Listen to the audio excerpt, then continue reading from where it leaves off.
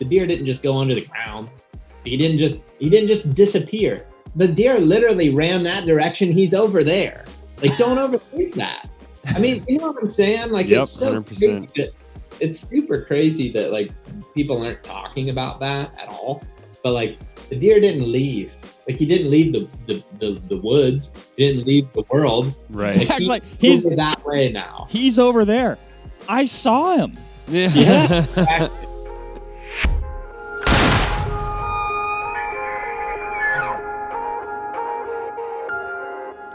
All right, what is up, everybody? At press time, if we're actually printing something, which we're not, we're recording something, it is mid-October. And if you are a whitetail hunter, there's one thing that you are getting super jacked about, and that is the upcoming whitetail rut. Now, we all know a lot of traditional rut tactics, and they work great. You know, you can hunt downwind of doe bedding areas, you can hunt pinch points, you can do a lot of different things, but what we're going to talk about today, I've got Jim to my right and Erik across the table, and we have a special guest who I won't mention yet. We're going to talk about today our unorthodox rut tactics, and no person better to get weird with it than the Zach Ferenbaugh from THP, the hunting public. He's right here virtually. Zach, what's going on, dude? Oh, not much. Just getting ready to do some hunting here in Ohio. Drove in last night and working this morning, and I'm meeting up with my buddy Keith. He's finishing up some schoolwork so we can, I don't know, kind of play. He's going to play hooky a little bit in the next couple of days, take off some school so we can go hunting together. So looking forward to that. And then Pennsylvania. So pretty excited. You know, it's really starting to get going here. I'm like really in the middle of season, to the point where it's like it really officially feels like season. Otherwise, I've kind of just been like going a little bit here and there and taking breaks, but we're hunting now. Yep. Pretty much that time to give up sleep and whatnot very soon. Exactly. Or school. And I'm glad to hear Keith has his priorities straight. Yeah, exactly. Yep. Things that are really going to matter in the long run. It's really funny the you know, there's been a lot of opportunities in life that have been, you know, I guess there's less opportunity to go do certain things because of COVID going on. But, you know, hunting with Keith is like, it's real. The door's really been open because he's all virtual. So he can just like do schoolwork wherever.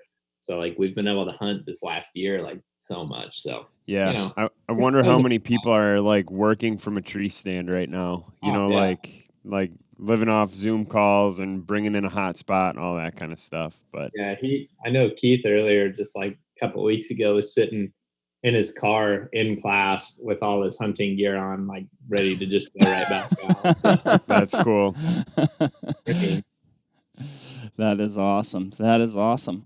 Well, Zach, you know, I mean, and you kind of brought it up, but it's starting to feel like season. Even on my way to work today, I'm like looking at those woods, and some of the leaves are coming down, and they've definitely changed color, and there might even be, you know, halfway on the way out. And like, I don't know about you guys, but like my heart starts to, like, I don't know, like I'm getting pumped. I've also had a copious amounts of coffee this morning. Look at him right now. Jiminy Christmas. You're making me. If there was ever an incentive to watch one of our podcasts on YouTube, this is the reason why. It's just that you can see the excitement.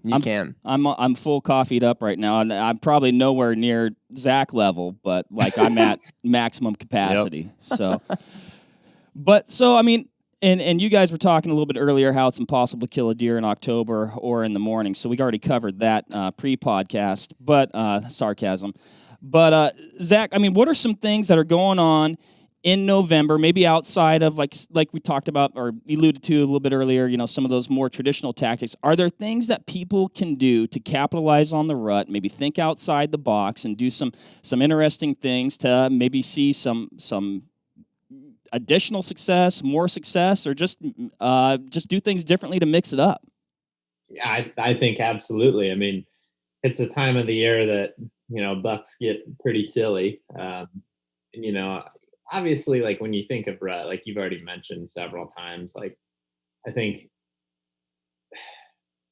you know, we say traditionally, but like really it's just traditionally as in like the last 20, 30 years, like there's kind of been I like to refer to it as like the rule book, like the things that you do, and just like the way that you're taught based off of hunting media, and that may be magazines or hunting shows or videos, whatever it may be. Like there's what I call the rule book, and I don't like the rule book. I think everything that you hear in that, like, yeah, there's positive things that you can learn, but like, I think it kind of lets everybody kind of get set in the ways, and that there's only one way to do things. And obviously the title of this podcast being Unorthodox Rut Tactics, I mean, we're obviously going to cover a bunch of different stuff, but like,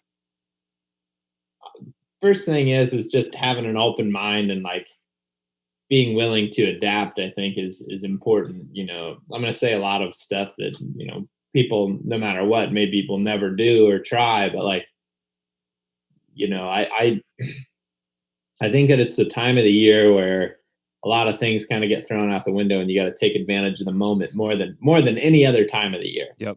Just because, like, where a buck is today, and on November 14th or whatever, like where he is today is not going to be where he's tomorrow, more than likely. I'm not just not to say that they're not going to hang in a pocket or be in the same general vicinity, but like, I just think it's a time of the year where you can really take advantage of, just how much their patterns change, and how much, how vulnerable they make themselves. Big bucks, like right now, this time of the year, they're being lazy. They're not moving much. They're feeding a lot, and they're feeding a lot close to their bedding areas. But like, everybody talks about bucks cruising. Bucks cruising is great. And, kind of like we've talked about, the traditional rut tactics, I think that they're good and they work. Obviously, it's been proven that they work. But like, if you're just trying to get out of your do something different, mix it up, make it a little bit more fun. If you feel like you're kind of just sitting around, waiting, I think there's no better time than to really just get, like, as a hunter that primarily hunts from the ground at this point, there is nothing more exciting than bucks, like, being silly with chasing does. So, and I think the big caveat there too is like there are so many tactics out there. This is just something like, maybe you've been hunting for 5-6 days and things just aren't, the ball isn't bouncing your way. Don't be afraid to change it up. Like, I don't think anyone here is advocating for a full-on switch of what people may or may not be doing. But if you've been sitting the same pinch point or funnel the past like 5 days and it's just not working out, what better time to start getting creative than right now? Don't get stuck in a rut. Yeah. Yeah, for sure. And I think, Nice. I mean, I think if you're, I think, understanding what benefits a visual has, like, or, what are the benefits of a visual? I mean, to me, when I see a buck, it's completely game on, no matter what is going on. Like, there's a shooter and I see him, even if he's moving fast away from me, like naturally, like not spooked, but that's the visual that, we need to, we're hunting now, right? It's like, we know he's there. And I think that time of the year, it's so easy for, again, to follow that rule book, where it's like, oh, I saw him, I better not spook him, I better like hang loose here, like there's not, I don't know, like toss all that out the window in my opinion. And again, I'm going to say a lot of things here that are, my style. I'm not saying like you said, Eric, I'm not saying that I think you should necessarily toss everything out the window if you don't want to. I mean, right. But by all means, if you're looking to do something different, mix it up. Like, or if you're on a short time frame, stuff like that. Exactly. And it's funny because, like, I'll listen to the arguments against like this style of hunting, and really, if you've never done it, then you can't argue it, because I mean, it works. It's just like, it is different. It is going to be against the norm. It's going to be like against that rule book that you've been taught for forever, but like it works. And I know it works because I've been doing it for a couple of years now. And like, I guess to start, like, I'll just point out a couple of the opportunities, like the obvious ones. Like, to me, one like bad time, or like a thing that you don't want to have happen is like bucks locked down, right? Like lockdown bucks. Man, that is the greatest thing ever. Yep. And let's define what a lockdown buck is there real quick. Yeah. Yeah. Lockdown buck is a buck that is tending a hot doe. So he's essentially bedded down with a hot doe. Not moving a whole lot, staying in one position and not really, kind of operating the contrary to what people think when they hear rut. Right. And like, so let's kind of talk about lockdown and what that means to me, I guess, because I think a lot of rut essentially revolves around me wanting lockdown bucks. Like I want lockdown bucks. So, throughout the rut, you're going to get hot does that, they obviously that timing is going to come and go. That's why you're getting bucks moving from one to the next. Like a doe's in heat for 3 days or whatever. Once she's not, buck moves on. At the hunting public, we've kind of come to the conclusion that, early in November, a mature buck usually has it kind of figured out to where like that first week, first week in November, as those first few does come into heat, he already knows which does are getting close. He's got the first pick because he's the dominant buck. For the most part, he's not moving a ton. Now, during that time frame, a lot of hunters are super gung-ho to get in the woods. It's like the calendar says November, and it's like, rut's on, baby. And it's like, yes, that's true. And there are definitely does in heat, but like, chill out a little bit, because it's like that time of the year, bucks, again, in our opinion, the big bucks are, generally speaking, like still not moving a ton. And that's okay. A lot of times I think you're seeing, kind of a step down or two from the mature buck of the area. So like, let's say a 3-year-old is a mature buck in your area, maybe 3 or 4-year-old buck, during that first week in November, 2-year-old buck is just like moving, 1-year-old buck is moving, they're cruising. And that kind of gets everybody this like happy feeling of like rut is on and it's action packed, where in reality, that mature buck is still kind of in that lockdown phase. Now, again, I'm not saying that that's bad. I want the lockdown phase. So fast forward. And why is that? I just think that it makes, and we'll circle back to it. Like, I think it just makes bucks the most vulnerable that they could ever be. Like, there's never a time in a mature buck's life that he's as vulnerable as when he's got a doe and estrus with him. Like, period. They just get ridiculously, like, they get defensive. They get to bedding in silly spots, what makes them really vulnerable that they would never bed in otherwise. Basically, all you got to do is beat that doe, and you can get into that buck. Don't let him smell you, and don't let the doe spook. And I mean, you can even let him see you sometimes, and he won't leave. I mean, and again, we can dive into a little bit more of the specifics of that. But as you move further into November, and every state's going to vary, and as I say, November too, I recognize that in Alabama, the rut is significantly later. So just kind of speaking general term of like, as I say November, just imagine like the month of the rut, wherever it is that you live. Right. So as here in the Midwest, like Ohio or Iowa, Wisconsin, for example, as your season progresses and you get kind of into that middle of November timeframe, there's more does and estrus, there's more bucks locked down. But that also means that like as middle of November hits, like more bucks are just getting more and more amped up, and they're starting to move more. And at least in my experience in the states where you have a bow season, in the Midwest, a bow season that lasts the majority of November, you just get right around that like 15, 16, 17, 18 time frame. There's just an insane amount of bucks that are either locked down with those and being real vulnerable, or are just like blatantly cruising, like what I call the zombie cruise, where he's not really looking or thinking about anything. He's just trying to smell that next hot doe. And he's just cruising just to find the next hot doe. So that opens up a lot of good doors, right? So, calling is one good tactic that is open. setting up in observation areas where you can just get eyes on one or get an eyes on a pattern or a cruising route. And then obviously, like we said, bucks bedded with does.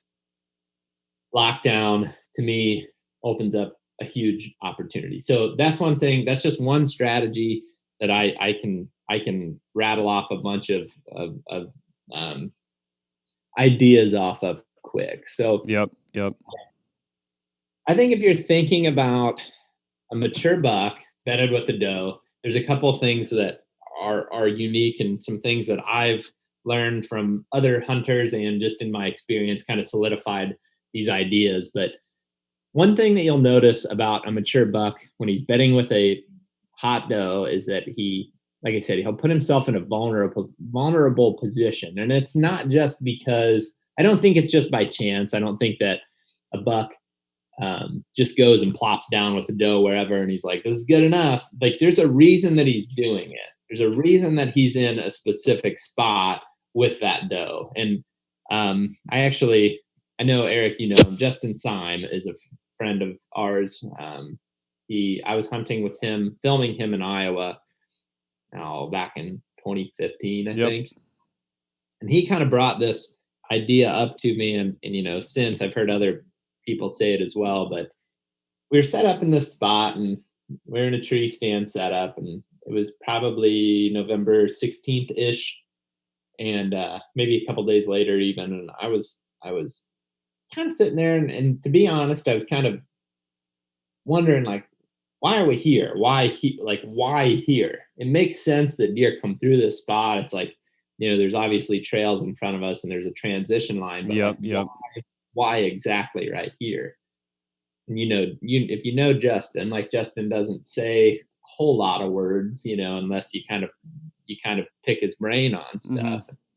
I eventually kind of got it out of him that he was like, I like to set up here in this spot with this wind because we were in the corner of a woodlot, and the way the wind was blowing, it was blowing out towards a paved road.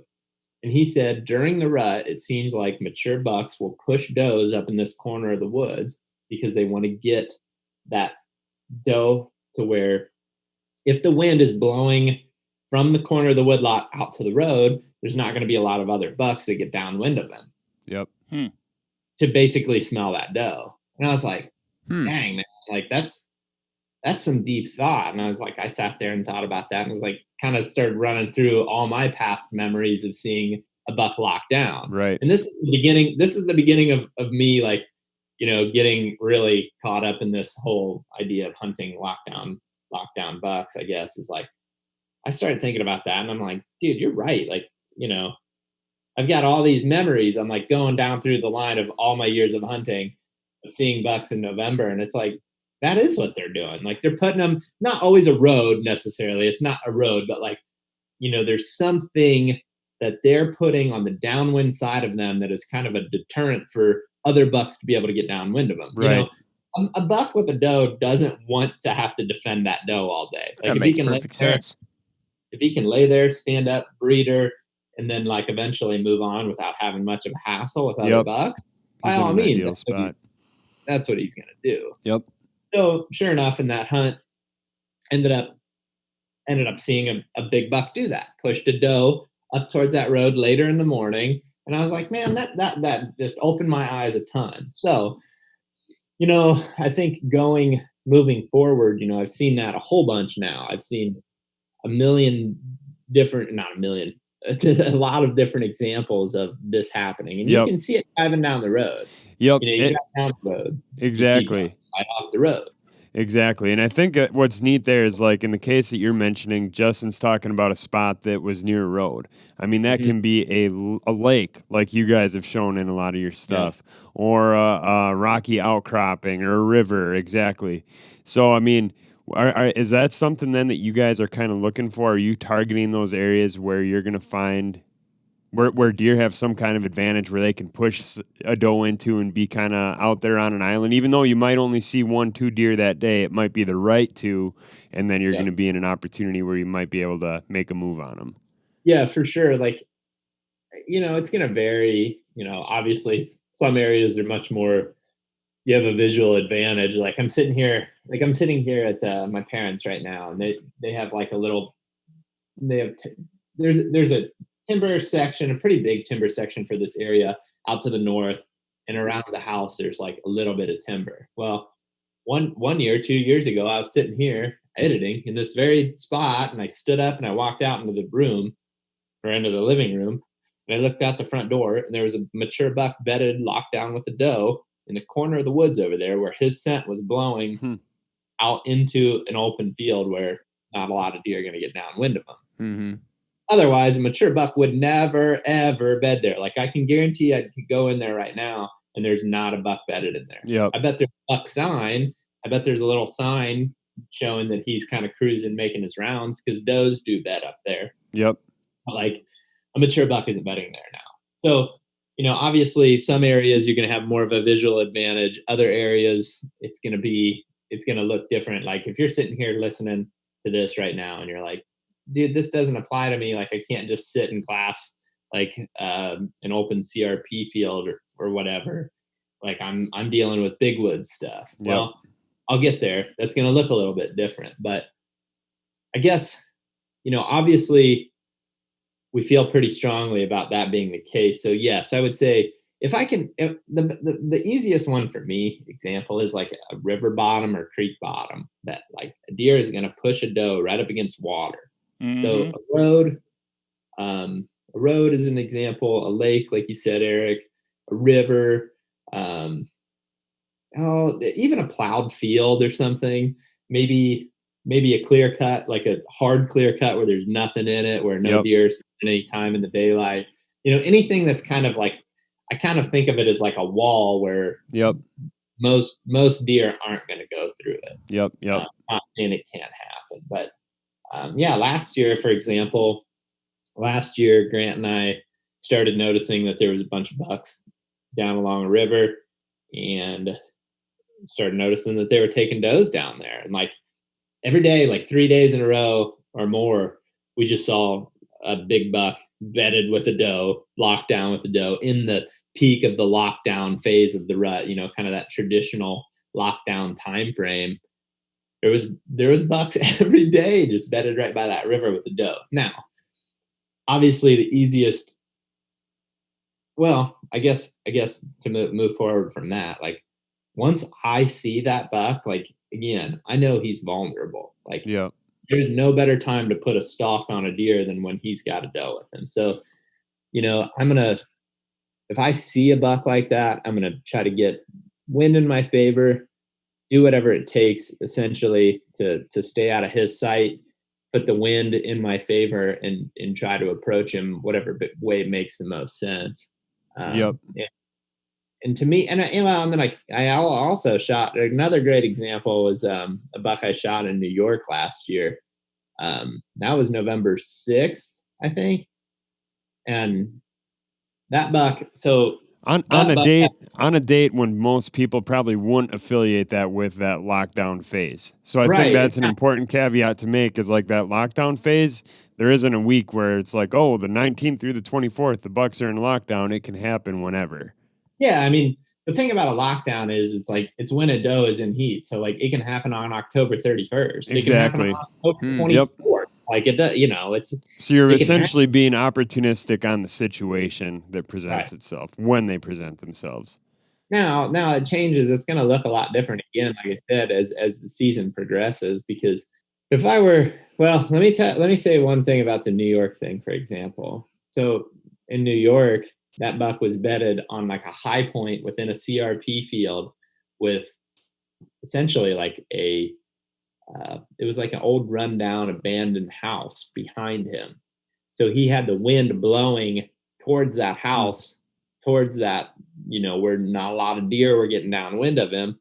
And there was no people around there either, but he was like on a little high point. He could see a lot. He had that doe locked down. And another thing too, what you'll find is it's like, think about like a bull elk. A bull elk runs around his cows and he kind of herds them up, and he makes a decision as to like where he wants them to go. Exactly. The same thing with a mature buck with a doe. Like I watched a buck last year just just pin a doe up against a river, he would not let her get away from that river. Like everything that she tried to do, he would just block it off. Yep. And it was like watching a bull with a football. harem, basically. Yeah, exactly. Or like watching a basketball player defend somebody from going, to the basket. It was like Wow. every time that doe tried to move, he was cutting her off and just making sure she stayed there. And it was really, it's always a learning experience. It's not the first time I've seen that, but like I got to watch it for a long time, and it just kind of solidified all those theories that like he wants her to be there. It's not her decision at all. It's his decision. Yep. Now, Yeah. again, that makes it so that it's like that they put themselves in vulnerable positions because, again, otherwise he would never be there. That buck would never be there by himself. Yep.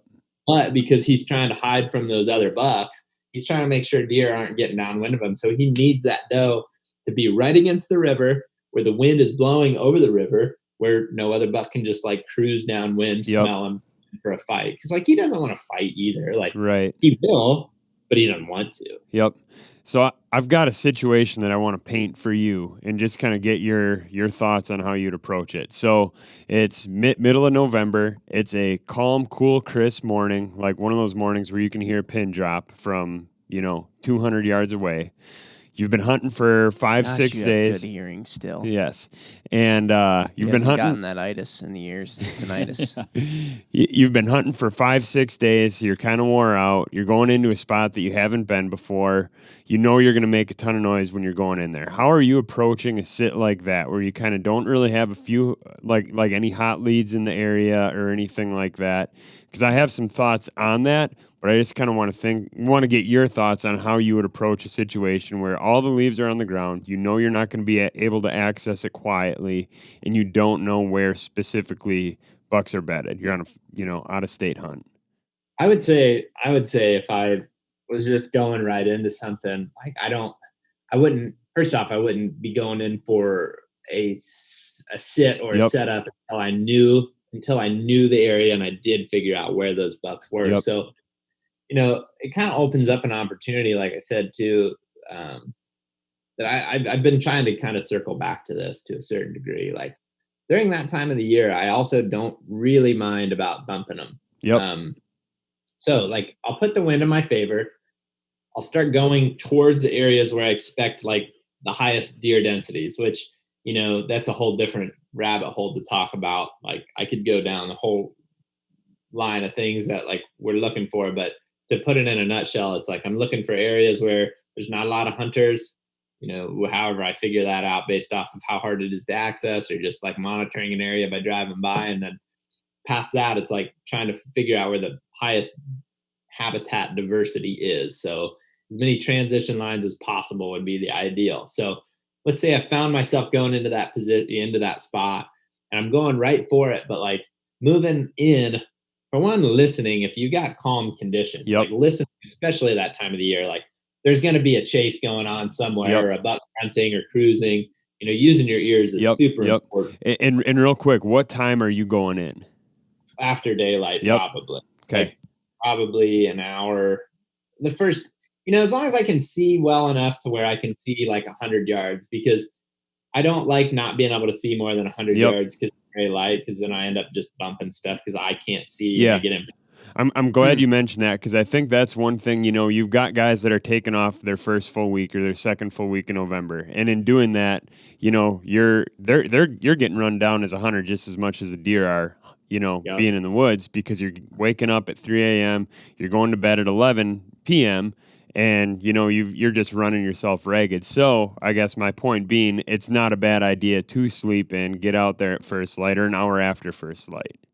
I'm a big like I used to get so worked up, man, about stuff that like I don't even consider anymore. Now a lot of it is because my style is evolving, and like maybe if I wanted to get in and put a whole day's worth of time into a tree stand setup where I was on a funnel, and I felt like at some point one was going to come through there, I would probably approach it a little bit differently. But like with this, what I would consider just the maximum mobility being on the ground, it's like I'm not nearly as concerned about time because I have all day. All I'm looking for is that visual or that like really good sign to say, hey, it's time to stop here and just hang loose here to get that visual or get one to come past. So like Right. I'm more just playing it by ear, and I'm as I'm moving in that situation, I'm doing a lot of listening. I'm doing a lot of glassing. I'm trying to get into positions where I can see a lot because again, I do think that, let's say you're in Michigan or, southern Wisconsin or something where there's like a more or eastern Wisconsin where you got more limited cover and lots of hunters. Lots of hunters is the big thing. Mm-hmm. Yeah, yes, those deer are sticking to the cover more, but like they're during that time of the year too, they're also gonna be the time of year where they're gonna just like move a big move and go right through open timber, cruising or something. I mean, that stuff still happens. Like, and I'm not saying it happens a ton, but like again, if I'm zoning in on this area that I think is the best area, I'm trying to see as much as possible. And again, listening, especially, I love calm conditions. I especially during the rut, like or late season. Like, give me calm conditions all day because I can hear stuff. Right. Mm. I think that's like kind of a weird, like lost art to a certain degree, is like knowing how to like listen, move slow enough to like cover ground and find stuff, but also and Jimmy, like you made that joke, like, man, you can hear a long ways or whatever. Like my dad says that all the time. And Zach, I know you and I have talked about this a ton, where people say like, oh, you can hear a deer 100 yards away. You can. You 100% can if you're moving slow and if you got the right conditions. I was just thinking about that too. As you talk to somebody who hasn't really deer hunted much before, I guess I'm wondering to myself, do you feel like maybe the more unorthodox approach that you might take more frequently now, where you're on the ground, you're moving, you're more mobile instead of sitting in one spot, do you feel like that's something that somebody listening to this who is a total beginner and they're thinking to themselves, well, what way am I going to go? Am I going to go by the old rule book, quote unquote, or am I going to go the more unorthodox way? Is that like what you're describing is a lot of stuff. You've had so much experience in the woods, seeing things. You know what buck sign looks like, where to find it, where bucks are most likely to be, or deer just in general. And then also, I'm sure I've heard deer before. Like, how many times have we been out where you're like, oh, did you hear that deer just blow at us? And I'm like, nope. Yeah. And I just don't, I'm sure I heard it, but I don't know what I'm hearing. You didn't tie it to a source. You heard it. Yeah. You heard it, but you didn't listen to it. Right. It's like noise. It's rather than. And a lot of the noises that deer make are noises that squirrels make. You hear other things make before. Like I remember the first time that before, Eric. You're hearing me, but you're not listening. It didn't really have to do with deer hunting. It's weird. I've heard that before too, but kind of similar to deer. I don't know where it was coming from. I just kind of like heard it. But the context of the conversation actually is completely gone. Like, there's only certain things where sometimes if I'm not listening for them or I don't know them, they stick out. Like, what was the first time I heard a bobwhite out there in the outside the building? That perfect example. I was like, oh, I've never heard that before. But otherwise, all the other birds tweeting, you're just kind of used to, and I can never pick them out like Mike McDowell can. But that's because he knows. So, anyways, I feel like. Do you think that it does take a lot of experience in just going out and trying it and listening for things and just trying to associate them? Or I do. I think it's yes. I mean, I'm saying a lot of things to it, and like I think sometimes I definitely get. I think I take for granted how many I've legitimately been hunting for over 20 years. Like I've been hunting for a long time. So yeah, I do think that sometimes I take for granted experience, but what I will say is I think that I sometimes think that like not just like diving into things head first is it hinders people. So for example, if you wanted to hunt and you're a brand new hunter and you're like you're going out and to bow hunt, like let's just use the example of like Ohio for just the sake of giving it a location. You're going out in Ohio, you're on your first like November hunting situation.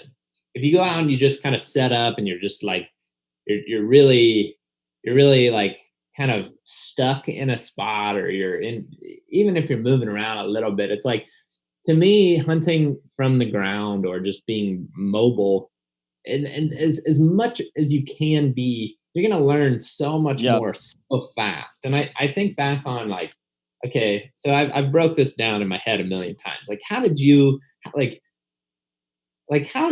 did you become so obsessed with this? And like, where did you learn some of the basics? And, I ask myself that all the time. And I'm sitting here at my parents, and I can pretty much say that where I learned the basics of this style of hunting was here, in the yard, or in the back, right behind the house, right? Yep. Like, and even just now, like, even earlier, 15 minutes before I got on here with you guys, I stepped outside. I pee in the front yard because there's no houses around. So I'm Country living, baby.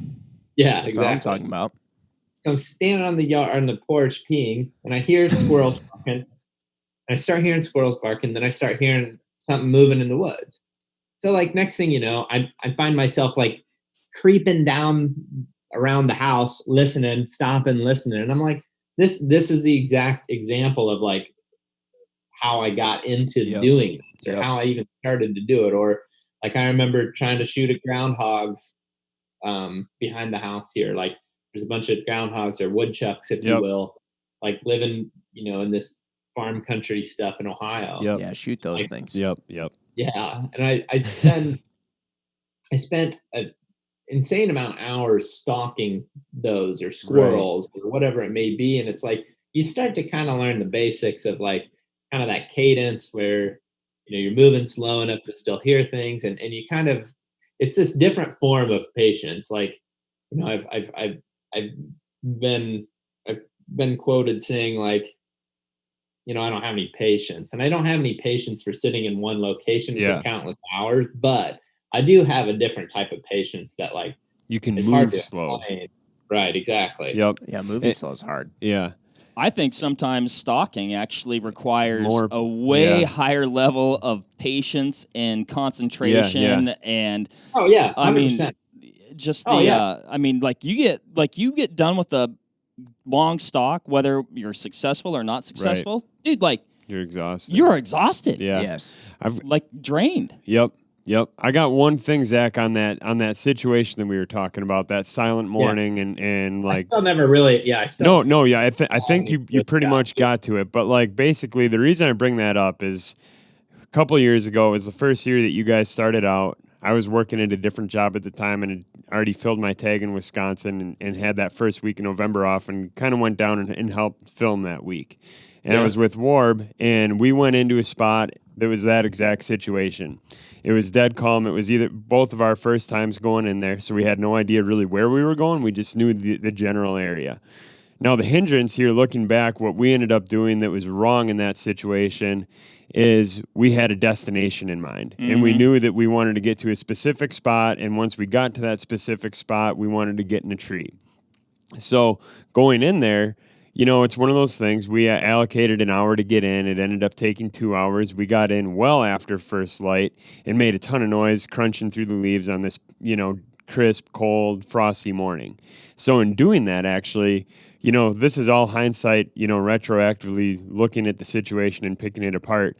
But in doing that, all of a sudden we're hanging the stand, a buck comes by. And it's clearly like looking for something that was making that sound.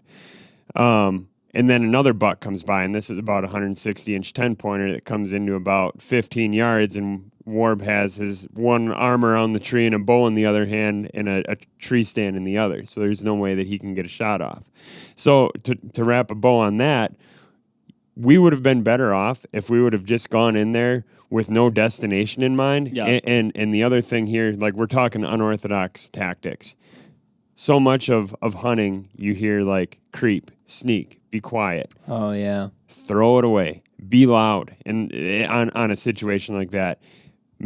Zach, you just alluded to that cadence that a squirrel might make versus what a deer makes versus what a human makes. Right. I was going to say, you don't want to sound like a human necessarily. Right. No, you never want to sound like a human. I got I got stuff to say about this. Yep. And then I hate people. And then the last part of that situation is then that afternoon we had pulled that stand. We went into another spot, and this was an area where there were a bunch of maple leaves that had just come off the trees. So a ton of leaf cover. And same thing, we're hanging. So twice in a time frame of 6 hours, we had 3 mature bucks within 20 yards. All of them came once we had reached the stand location. We were quiet for about 15, 20 minutes. So I'm sure what happened is we were getting close to wherever those bucks were bedded. That sound went quiet for 20 minutes, and that was just enough for them to get a little bit curious and come in and check out the situation. I know you got something on that. 100%, man.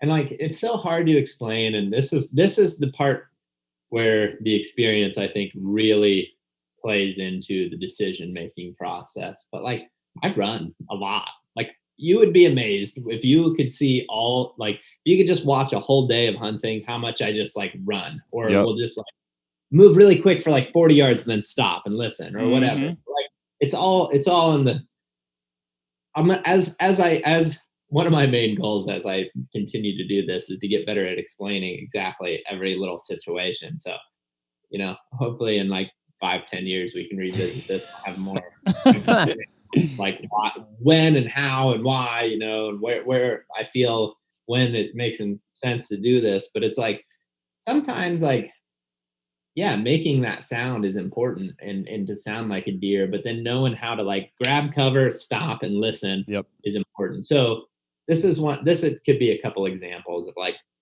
let's say I got into some open timber and I'm going, like, let's say there's parallel ridges running, or like secondary ridges as they fall into a creek bottom, that those ridges are perpendicular to them, but they're parallel to each other. Does that make sense? Like, Yep. So the secondary ridge for someone who might not be super familiar is that little feeder ridge that goes into the main vein. If you're picturing an artery, the main ridge is the main artery.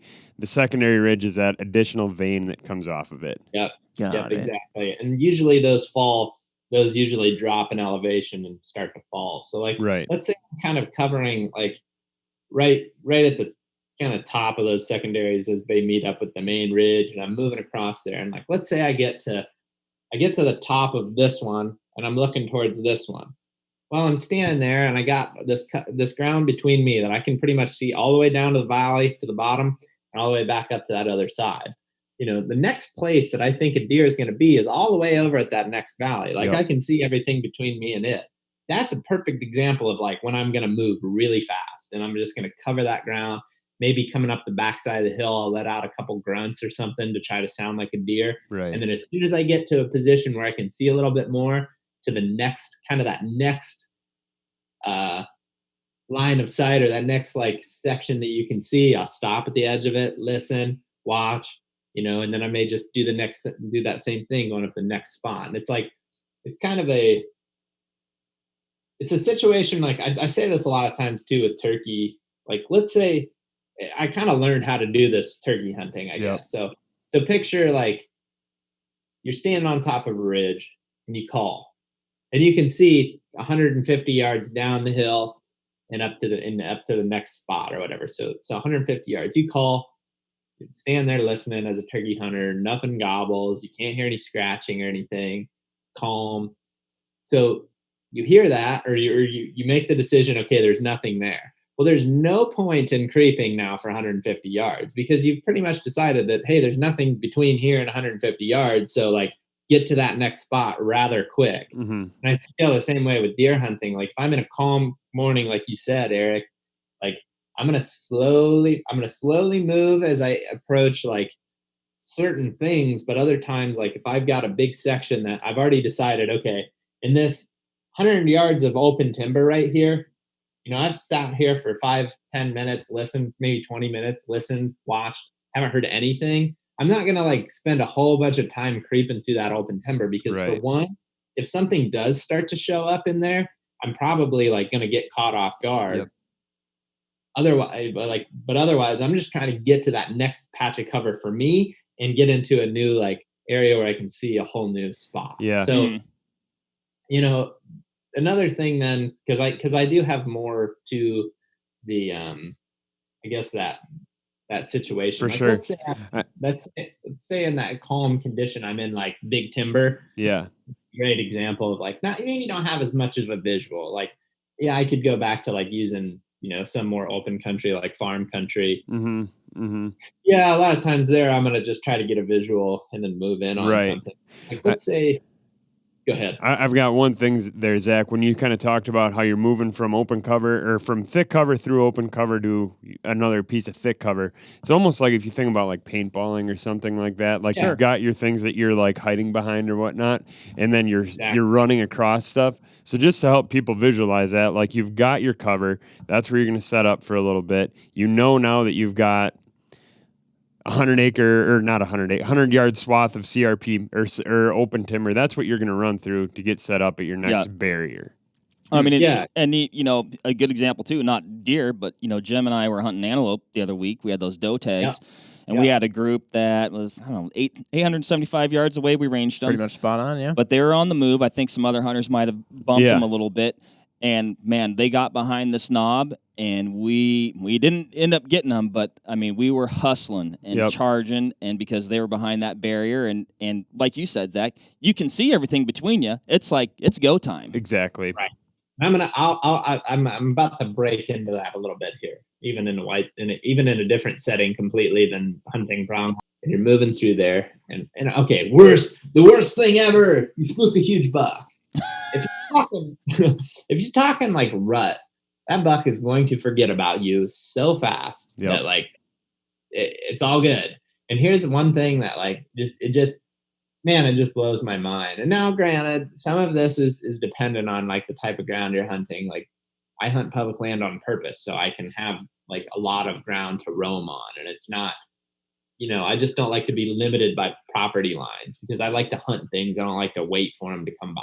That's just my preference. Therefore, I'm hunting big tracts of public land. So when I bump a deer, like, especially like, let's say I'm doing that thing where I'm going kind of up and down ridges and I'm popping into the next spot. Well, all of a sudden I go a little too hard and I bump a buck with a doe and they run down and go out of sight. Well, first thing, instead of pouting, think about one, why the deer is there. And then two, think about where he's going next.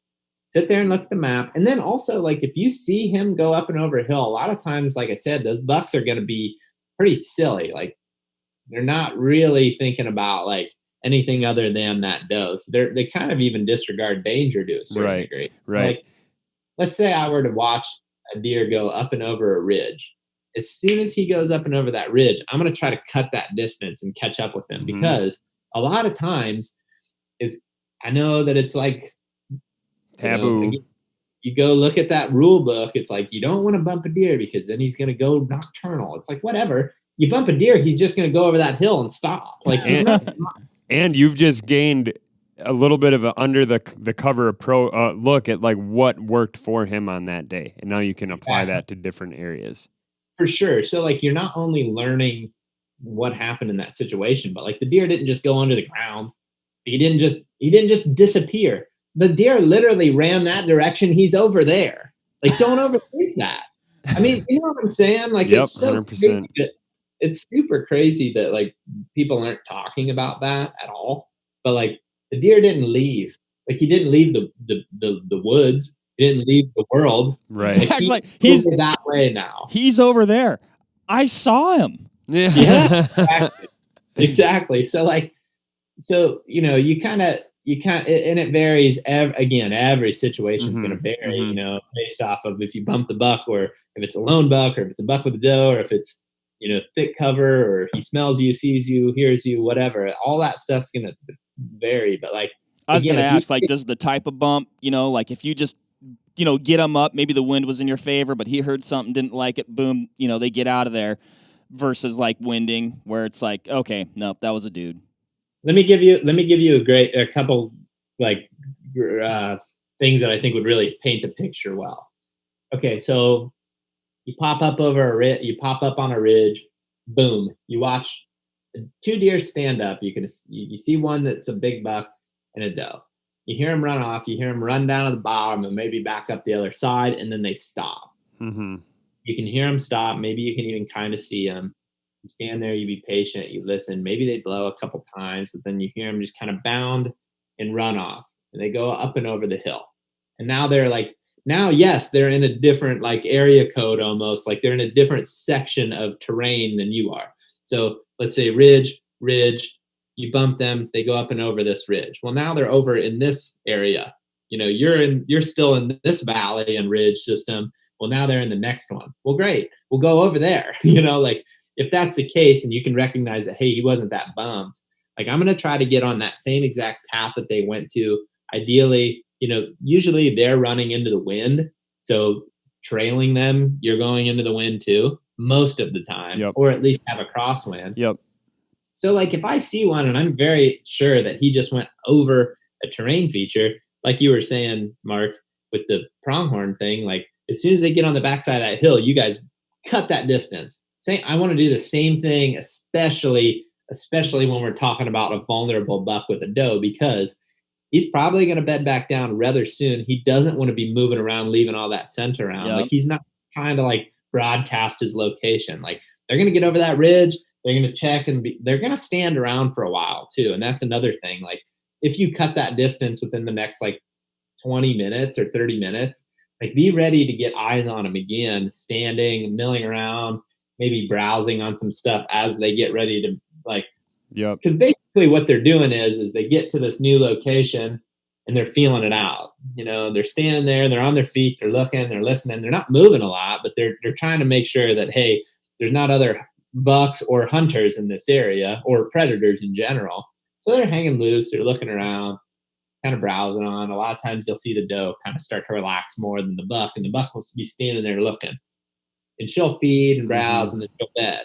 But that buck will still stand there and look. And then after a while, he'll bed with her. If you can get eyes back on him, that's great. But that's kind of the ideal situation, I think. And it's easier said than, it's easier done than I think even it sounds like. You're probably listening, if you've never done it, you're listening to this and you're like, I don't know. But it takes experience. I'm not saying overnight you're going to be able to just like run one down and just like know exactly how to kill him. But like, as you do it more and more and practice it and learn more about what you're getting into. And again, I just think that, yes, I think that hunting from a stand, and if that's what you want to do, by all means, it's good. But like, you're going to learn way more about deer doing this style. Yeah. As a new hunter, Right. Are you, when you're covering that ground, we were talking a little bit about sounding like a human. Are you trying to sound like a deer as you're covering that ground at all, or even making some calls? I know you don't want to have that buck think like, oh, there's a buck hot on my heels, I guess. But in addition to that, Zach, talk about turkey diaphragm with this too. Yeah. Well, finish your thought, Mark. I feel like I guess. And maybe it ties into that, because one thing that I was gonna talk about, just essentially sounding like other things in nature. So they go, oh, that's not a human headed this way. Because I know I've actually been hunting elk and bumped deer that were headed right towards some elk that I was trying to get into, and calm those deer down immediately with cow calls. Yeah. So, and from running to stop, milling about, browsing, good to go. And we didn't end up getting a bull. There wasn't a legal bull in the group, but we were able to slip around those deer within actually very close range. I don't think we ever even lost sight of the deer. Right. And then you can also get to a point, now I'm talking about deer and elk hunting, great. But you can get to a point where maybe you actually are past the deer, and if they do bump, they're not going into what you're trying to get into. So anyway, those are my thoughts there, but maybe it's sounding like nature. Let's go back to that. Yeah. Oh, 100. Yes, that's great. And there's, again, it all plays back into somewhat of experience and cadence and knowing what, like, I get this pain in my leg as season goes on because I tiptoe. For a whole deer season, I walk on my toes because I can sound like deer hooves if I walk on my toes versus walking on my whole foot. Yeah, you get that heel toe versus your. That is dedication. Yeah, so like throughout definitely by December, I know that I'm like walking on toes only, and I would say that's one factor. And then another thing is like Erik said, a turkey call. Like if you're coming up the backside of the ridge and like let's say you're coming up this way to the top, and as you're going up to the top, you're in heavy leaves, and you just watch that buck run over the hill, or even, or better yet, just a buck cruised over that direction, or is walking over the Sure. backside of the hill. If I'm coming up the backside of that, and I can be calling like lightly, like with the turkey call, and kind of scratch. If I know my sound, if I know I can't beat him with like being quiet, I'll beat him with being loud. Does that make sense? Makes total sense. Every situation's different, and I would say the majority of the time, I personally feel like I can beat them with being quiet. Like even in dead calm conditions, like I'm pretty confident at this point with my cadence that for the most part, I feel pretty good about it. The time where it gets hard is later in the season, like as like really, really into like gun seasons or like late archery seasons. But that's a different topic. During the rut, I would say you can usually use the conditions that you're dealt with in your favor to actually be quieter than danger, sounding like danger, if that makes quieter than a human, right? I mean, that's the big thing. You're trying to be quieter than any other human that a deer has ever heard. And like, to be honest, that's pretty easy because most people are pretty loud. Yeah. And like, just using the terrain and then the conditions, and I don't really like to have to call to something if I don't have to. Like the ideal situation always to me is deer having essentially no idea that I'm making moves on him. But if it gets to that point and that, definitely grunting at him, or even if you bump a deer. So like, let's say here, another factor that we're not talking about much is like other deer. And if I've heard it once, I've heard it a million times. And I mean, it's happened to me, but I don't like to use it as an excuse.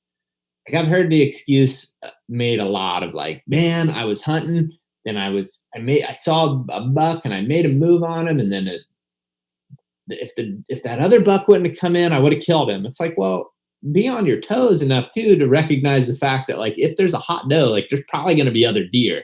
Like at some point a satellite buck is going to pop in and he's going to be a factor. And like, you got to know when it makes sense to like bump those deer in the right direction, or keep them away from this target. So like, let's say you're targeting this buck and a doe in front of you and you're moving in on him, and all of a sudden little year and a half old buck comes in and he's coming towards that bigger buck with the doe. You got to kind of know like, hey, I got to shoo him off in the right direction or at the right time. That way he doesn't blow this whole thing, because if he gets between me and them and then I bump him, it's game over. But I mean, again, that's kind of all reading the situation, and I don't really even know exactly where I was going with that. But how do you best keep another buck away from the buck you're trying to target? You just kind of like bring a flashlight along, they know Morse code, or I just kindly push him and say, "Get the hell out of here." I think if you've got other deer, that's another thing too. Like, don't get too caught up in that other deer to the point where like if it makes sense to just bump him away, like do that, or if you're moving in, if you're ever moving in on a target, whether it's an area or a buck, and you see a non-target deer, like, using your best judgment of like how to just nudge it away. Usually it's like, you can kind of do that, I guess, pretty easily. I'll tell you what, I'm still at the point I'll just shoot whatever one I can shoot. There's nothing wrong with that. And that too, yeah. And I guess like I'm saying these things, targeting big bucks. Like if you're hunting the rut too, I guess as far as unorthodox tactics, like just generally moving through the woods that time of the year, like everything's more curious, right? Like big bucks, little bucks, does, whatever. And like, I would just say that in general, if you are spending time around areas where deer are, right, just understanding, like, for one, just being able to understand how you're going to get enough cover is number one. Like, I think if you're the type of person that like you want to break into ground hunting and stalk hunting or whatever, and all of a sudden you're just like, you find yourself on the ground, just practicing like grabbing cover or like getting cover, or being patient in certain areas that make sense. And I think that's kind of the fun of it to me, is it's a constant decision, right? Where, and I think again, this kind of plays into Jimmy, you were talking about like getting into the experience aspect of it, I guess. It's like, I think that you learn a lot really quickly by doing this because you're moving and you're getting to make decisions constantly. And like, you're going to have a consequence for every decision that you make. Yeah. And really quickly, you're going to learn. So I think one thing, like looking back on my experiences personally, like I would, maybe scout something in the off season or whatever. And I would set up a tree stand. If I didn't see anything, I'd be like, man, that sucks. Too bad. Right. Now I think that with what I'm doing now, there's more consequences to the decisions, and then there's more decisions, where just a setup is essentially just one decision until action happens, right? You're just in one very single decision. You're deciding to set up here. Where if you're still hunting or moving through areas, it's like you're constantly making these little tiny decisions to say, okay, do I keep moving? How fast do I move? How quiet do I want to be? Should I call here? Should I make a calling sequence and then move? Yep. Should I, okay, I see a buck. Should I cut the gap now, or should I wait? Should I wait 5 more minutes to let him make sure he's behind that hill? It's a constant, like you said, Mark, too, focus. And it takes so much focus to where, like I was using this example the other day to somebody. I don't even remember who I was talking to. I do a lot of just, BSing generally. So I don't know. I was talking with a buddy, and the one thing that's so cool about what I'm doing right now is when I go hunting, I disconnect from everything. In the past, I'd sit there and I'd look at my phone, or even in the times where I do find myself in somewhat of a setup or turkey hunting, like, if I'm just not hearing anything and I'm set up, it's like I'm sitting there looking at my phone, or I'm like, thinking about other things, and I'm letting like kind of the world get to me. I guess I'm letting the world tap into my hunt, where, when I'm still hunting, it's me in the woods, baby. Like there's nothing else. I'm not looking at my phone. I'm not even really looking at my map that much, other than like looking at the next spot. I'm just kind of like maybe the route that I'm taking. But like once I kind of lock into that, it's just like me in the woods. And I'm so focused on exactly those little decisions that I make every step of the way that I'm not letting other things interfere. Again, like I said at the very beginning of this, I don't want to discourage anybody from anything that they're doing. I just want to encourage people to, recognize what they want out of it. Yeah. If you want, I really enjoy personally, like I love running, I love hiking, I love working out in general. Like, if I can make hunting more physical, that's what I'm going to do. Yeah. And that's one aspect of it, I guess. Too. Yeah. And that's a great point too, because like look at a year like this year where we've got a ton of new license buyers. You're going to have more people in the woods, and I know for a lot of folks, a big hurdle is that getting up in a tree stand or a saddle. Like, sure, and I think a lot of times people like look at the rule book, so to speak, and they think that if I'm going to do activity X, I need to do sub activity Y. And that's like tree stands and deer hunting aren't necessarily joined at the hip. And this is a great example. If someone just bought a bow this spring and summer and they want to go hunting, walk around the woods, understand basic deer sign. You're going to learn a heck of a lot about it. And there's no better time than the rut to capitalize on that, because you just have so much stuff working out in your favor. Well, and it's less, you're talking about like one of those hurdles is monetary, right? Like a tree stand and steps and everything. It's gear intensive. Oh, wait, now I need a good backpack to carry my tree stand or whatever, what have you. It kind of, it simplifies it. Like you said, you're going to learn a heck of a lot. You're probably going to blow a lot of things up in your face too, but that's okay. That's okay, yeah. Like that's the thing, is like you're not a bad guy if you bump a deer. Like a tree stand hunter, as much as he hate, a hardcore tree stand guy that wants to tell you that you're wrong, because that's out there too. Right, exactly. The hate that I get, and me and my friends get, I guess, from doing this style of hunting is like, it's real. Yeah. People are gonna get pissed at you, but the reality is you're not a bad guy. You're just doing it different than what they're doing, and that's okay. And doing what they're doing is okay. I'm not trying, I would say, to like ruin anybody's experience by any means. Like if I see that somebody's in an area, I don't go hunt there, because I know that, Yep, that's a there's always really, really good point. Well, and Yeah. and that can be aggravating, right? I mean, I hunt actually a lot of small pieces of public, and so you don't have a lot of room to roam. So, like, you pick your spot and you push your chips in and go for it, right? Right. And I have had nothing against squirrel hunters, but like I'm just like, really, it's November 6th and you're walking through here squirrel hunting, which they have every right to do. But I'm like, gosh, why wouldn't you be hunting deer right now? But at the moment, it's frustrating. But like again, you're not, like you said, they have every right to do it, and they're not bad guys for going and having different interests. And I think for every squirrel hunter that's bumped a buck away from a hunter, there's a squirrel hunter that's bumped a buck to a hunter. Well, I was just about to say the same thing, and that's what I tried to tell myself is like, hey, that guy could have pushed the big one right to me. Exactly. So. Mm-hmm. Yeah, exactly. And I mean, looking back on it myself, and all the things that I've learned in the last few years, things that I look back and it's easier to say all the things that I didn't learn because of what I was doing. I was at one point in my hunting career, and I know Erik, Erik and I have known each other for a long time, and a good chunk of time at least. And like, man, I told you before I ever started working at Midwest Whitetail, which is when Erik and I met back in like 2015. Yep.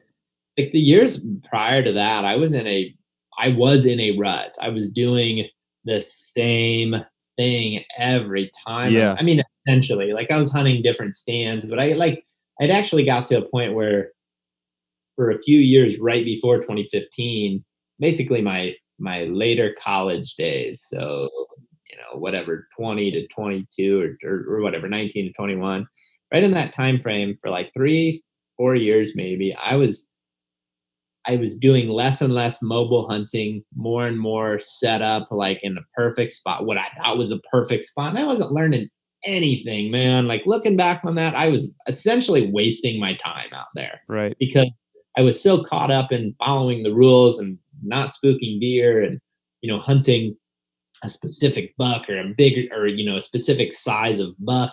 And it was like, man, I was not learning anything. Right. Now, if I would have just got out of the tree stand and walked around, I guarantee I would have learned more stuff. I guarantee it. I got to a point where I was doing so much of the same thing that the deer had patterned me so much that I was not seeing big bucks hardly, other than rare occasions here and there during the rut. And it honestly became so not fun. That I remember, I probably told you this, Erik. I remember a day specifically sitting in a tree stand with my friend Ben, who I've hunted with for forever. And I said, should we stop doing this? Yeah. Should we stop deer hunting? Yeah. Yep. Like, I think we were this close. Yeah.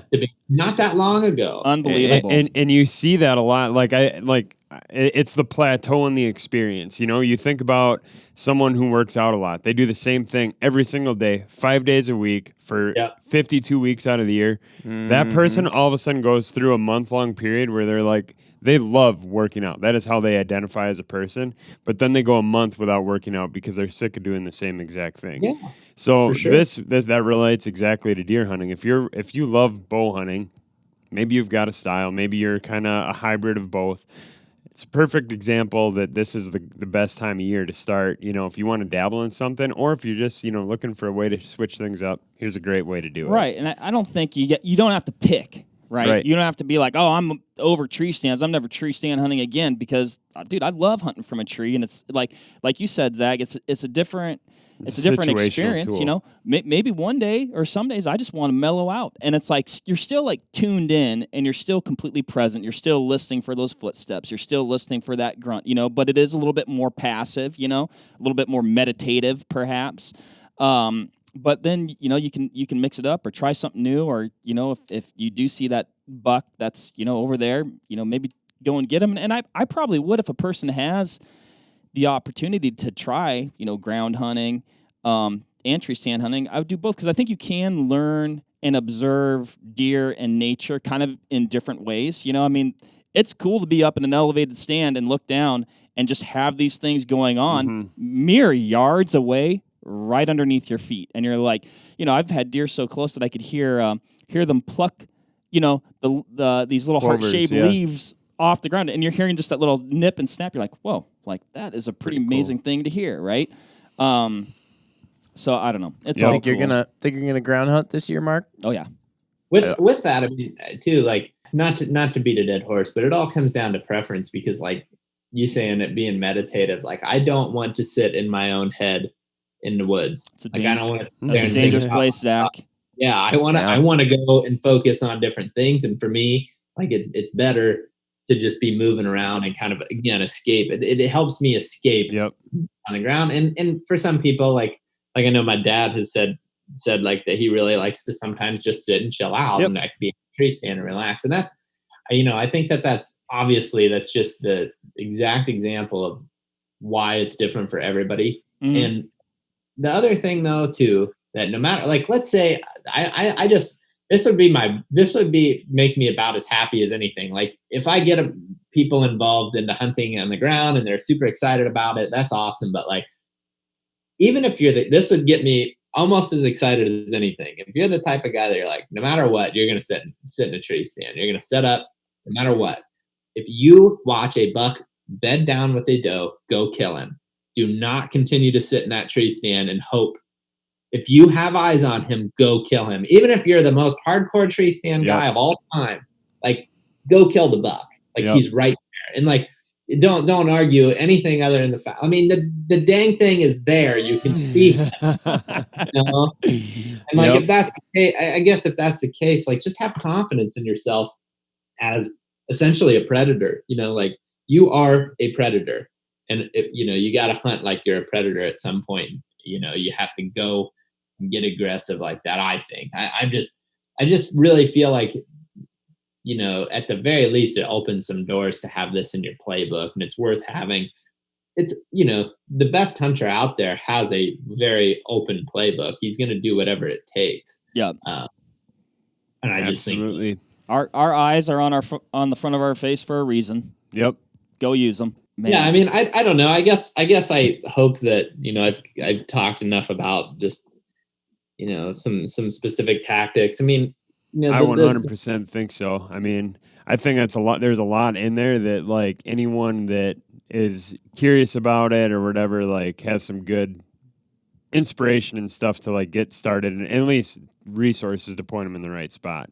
I mean, how many hunts do you guys have on the channel right now that would serve as oh my gosh, a template for getting started in this stuff? That's such a good thing to point out, Eric, too. It's like, you can listen to this, but if you want to see it, and sometimes, maybe sometimes seeing is believing, but also like, just helping illustrate all the stuff that Zach is talking about, like, and just getting a clearer picture of how that goes down. I mean, definitely. I mean, number one, you'll be entertained because it's just amazingly cool content, but you're going to learn a ton on the THP platform. One thing that I will say too, like I guess a couple quick like hitters. If you're hunting thick bedding areas and you're kind of feeling like monotonous and you can't find the deer, don't be afraid to like during that time frame move around and call too. Like just generally speaking, like do your still hunting, but then get close to bedding areas and grunt or rattle.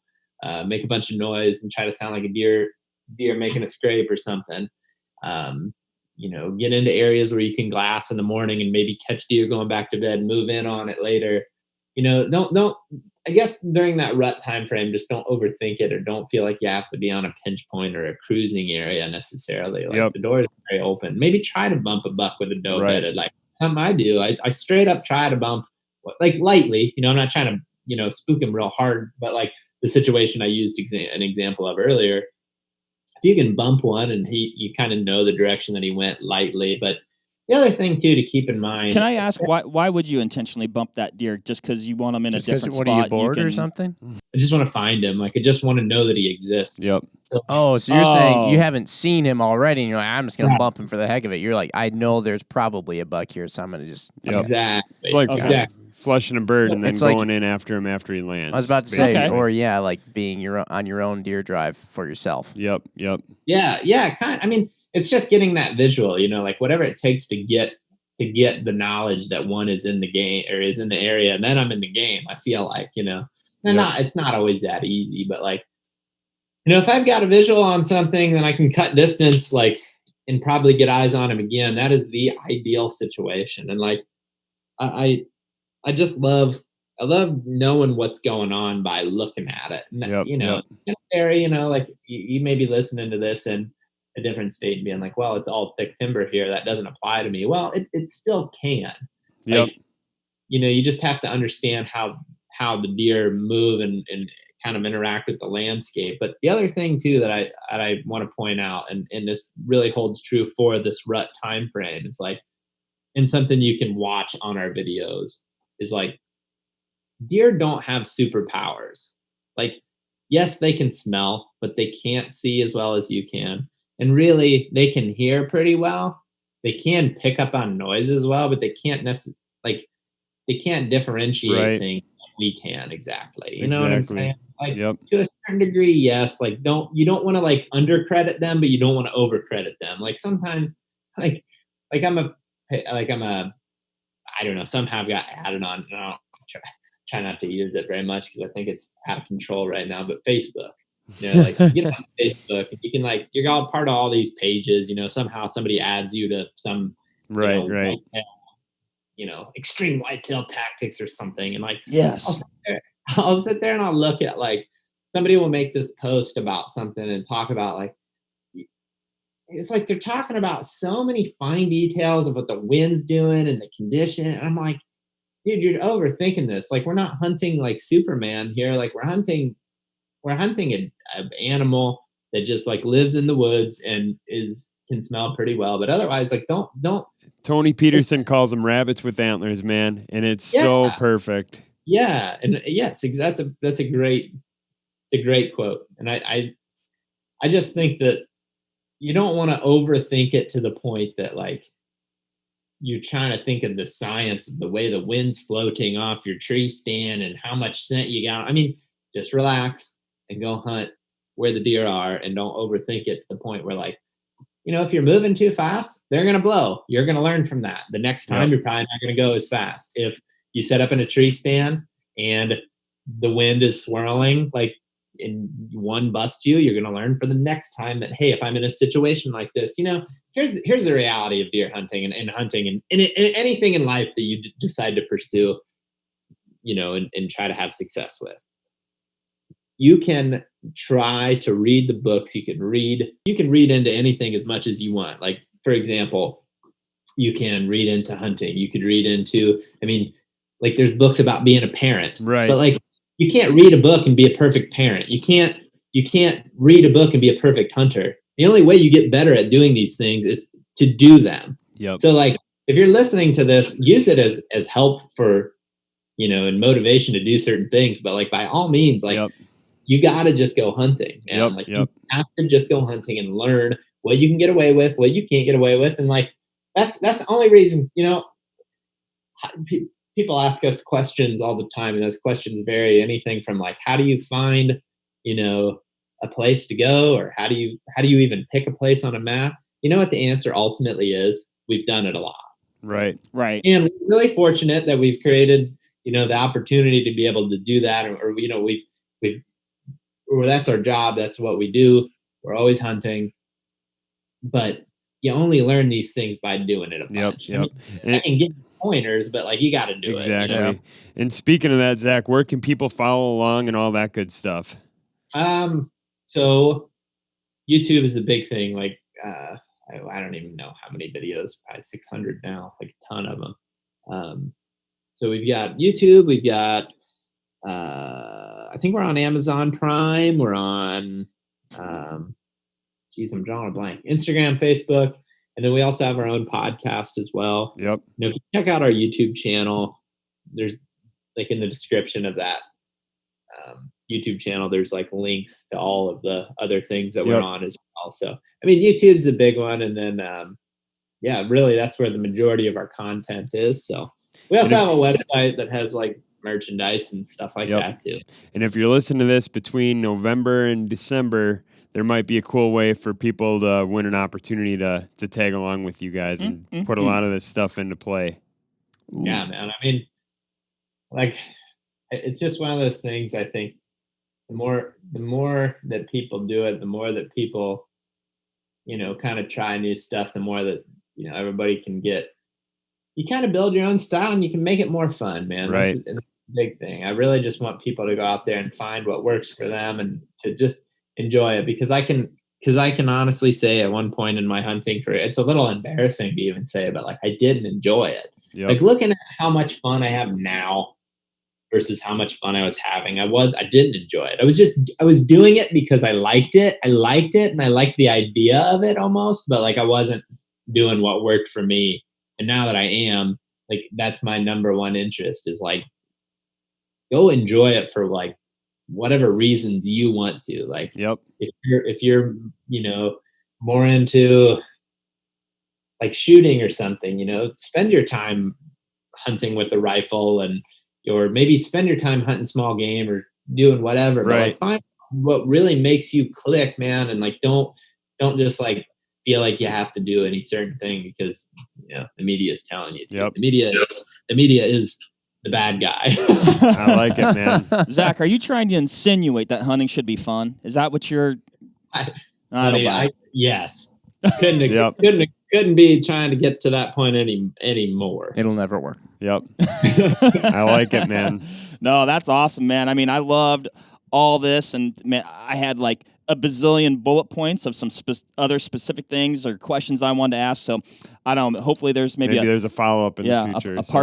A part due to this one. Well, I think the rut will probably happen again, so there's always more opportunities to talk about it. This is true. This is true. So I really do think if you guys want to talk, I mean, and break down into more specific strategies too at some point, like it's one of those things. Like I've actually kind of been telling myself this. It's funny that it kind of comes up like as I'm doing more of this newer to me style of hunting, I'm learning so much as I'm doing it that I don't always know exactly how I want to explain it unless it's situational. Now, if it's situational, I can say a lot of like really fine details of how I would approach a certain situation. Yep. But like, you know, as I'm doing it, it's just like, because it's so loose and it's so, you know, in the moment type stuff, it's hard to explain exactly how you would approach it until you can see the situation. Now, if I can see the situation, I can feel the condition, you know, I can feel what the wind's doing. I can hear what, you know, what the leaves are doing in the wind and all those, like you basically can put yourself into that exact situation. I can feel it a lot better. Yeah. And I can kind of explain how I want to do things. Right. But it varies so much day to day. You know, if the day is calm and sunny, but tomorrow is going to be windy and wet, like I'm going to look at those 2 days. Yeah. Yeah, man. Maybe there's a big rapid fire Q&A or something in the future. That could be cool. I think that could be super cool. I mean, as you went through some of those situations, it actually like brought clarity to, I'm like, oh yeah, I remember when I bumped that bedded buck, and that is why he was there on that edge. And yeah, he probably was there because there was a lot of other smaller bucks in the area, because when I bumped that buck in that hot doe, like it was like a small buck bonanza around me that night. I don't know, man. It was pretty wild. So I mean, like it's cool to like, I guess, go back through my catalog of deer experiences and maybe get a little bit more of the why behind them. Right, exactly. I think that's what you're doing with any conversation about hunting in general, is like you're going, you know, everybody's got different experiences, right? And you're taking their experience, you're trying to put it into perspective by revisiting your memory bank and saying, okay, you know, like Mark's telling me this story and XYZ happened. What's the closest situation I've ever had to that? And how can I relate and learn from it? And I think, you know, as a person that I think breaks down situations like way too many times, like I'll even like, so I don't know, I guess mostly just speaking to you guys. I don't know if you guys have watched the Buck Nest, one of the newest releases on the Hunting Public. Like Jake and I are sitting there talking about, and he says something like, I don't know that I would do anything different. And I was like, yeah, like I'm going to have to revisit this one. And I heard that. Yeah. what I mean by that is like, I'm going to have to like sit there and think about that for, you know, a long period of time. And I think as a hunter that, you know, and again, everybody, goals are going to be different for everybody, but like I like to try to really take something away personally I really like to take away something from every time I'm in the woods. Every single hunt, Yep. even if I don't see anything, like I like to be able to like really break it down and like my brother does he works for a company called Outward Bound, and they he takes people on long trips in the boundary waters, and they do a lot of like debriefing. So like they have an experience, they sit down and they talk about like, you know, why or how they felt and all, you know, they basically break down the whole situation. And like, I think if you can debrief every hunt, you're going to really have a lot of things to take away from it. So. You bet, man. That's a super good point. Well, like Erik said, let's enjoy this upcoming rut. Yep. Maybe get a little bit weird with it, and then have a bunch more experiences, and we'll debrief. Yep. Perfect. Heck yeah, man. Sounds awesome. Thanks, Awesome. Zach. Thanks so Zach. much, Zach. Awesome. Really Thank appreciate you guys. it. All right. Thanks. We'll see you later. Thanks for listening, everybody. We'll catch you next time. Bye. Bye. All right, that'll wrap it up for this episode of the Vortex Nation podcast. Thanks, everybody, for listening. Hit that subscribe button so you can always stay up to date on the latest happenings over here at the Vortex Nation podcast. You can also follow us on Instagram at Vortex Nation Podcast.